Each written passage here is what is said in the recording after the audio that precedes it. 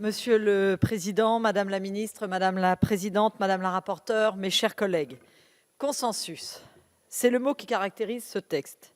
Consensus autour de la nécessité d'augmenter le temps d'étude des sages-femmes, tant les enseignements sont aujourd'hui condensés.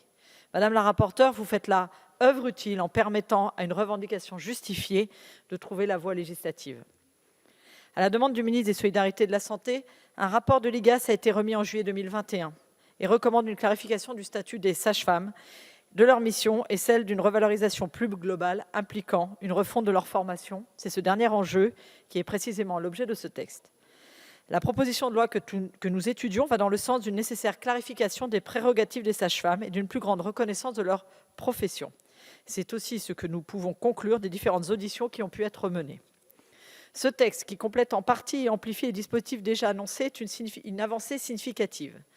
Toutefois, les sages-femmes et l'évolution de leur métier devra nécessiter un travail supplémentaire pour leur permettre d'exercer leurs activités en toute sécurité et avec la reconnaissance à laquelle elles ont droit.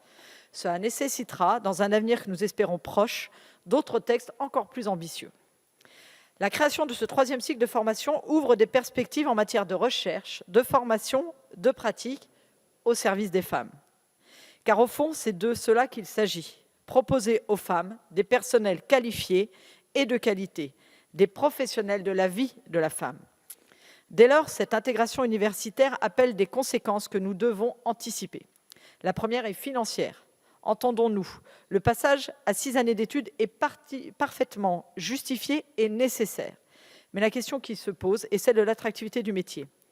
À Bac+5, elles sont déjà nombreuses à considérer que la rémunération n'est pas assez élevée. Qu'en sera-t-il à Bac+6 ? Cette question, elle doit nous interpeller dès à présent, et plus encore maintenant que les négociations avec les représentants de la profession sont en voie d'aboutir. Des 183 € accordés par l'État employeur s'ajoute une prime permettant d'atteindre une augmentation nette mensuelle de 500 € par mois pour les sages-femmes exerçant à l'hôpital. Mais ce n'est pas le seul lieu où elles exercent. Et nous saluons cette avancée, mais même si nous saluons cette avancée majeure, je suis certaine qu'il faudra aller plus loin.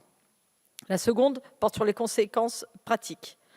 Les sages-femmes, a fortiori, dans les territoires ruraux, sont les jalons de la santé des femmes. Il nous faudra tirer les conséquences du nouveau titre de docteur en maïeutique. Ce statut doit être une réalité, notamment dans les conséquences que nous devons tirer en matière de capacité de prescription. Il y a actuellement une liste de spécialités qui s'applique aux sages-femmes. Si nous prenons l'exemple d'une femme nécessitant une prise d'antibiotiques pour traiter une infection urinaire, si cette femme est enceinte, l'antibiotique pourrait être prescrit par une sage-femme. Si elle n'est pas enceinte, elle devra passer par son médecin. On est là dans un double gaspillage, l'argent des contribuables puisqu'il faudra 2 consultations remboursées et de temps médical de chacun de ces professionnels. Enfin, Madame la Ministre, puisque l'on parle des compétences des sages-femmes, il est un sujet important qui doit nous alerter, celui de l'autorisation pour les sages-femmes de pratiquer les IVG chirurgicales. Notre Assemblée a voté cette expérimentation voilà 13 mois. Nombreux sont aujourd'hui les professionnels qui attendent les actes réglementaires pour envisager les formations adéquates, pour ouvrir les créneaux de consultation et d'exercice. Notre expérimentation portée sur 3 années, une vient de passer. Il devient urgent pour le bien des femmes, leur santé, et nous en discuterons dans quelques jours, et pour le droit des femmes à disposer de leur corps, il devient urgent, disais-je, que les textes réglementaires de cette expérimentation puissent être publiés. Les femmes l'attendent, les sages-femmes l'attendent, c'est gage de leurs compétences. Cette montée en compétence des sages-femmes qui trouve une concrétisation dans cette proposition de loi, nous l'appelons tous de nos vœux. Plus que jamais, c'est nécessaire. Au regard du besoin des femmes partout sur le territoire. Au regard de la reconnaissance que nous devons à cette belle profession de sage-femme. Mes chers collègues, c'est avec plaisir et détermination que le groupe Mouvement démocrate et démocrates apparentés votera en faveur de cette proposition de loi et je vous en remercie.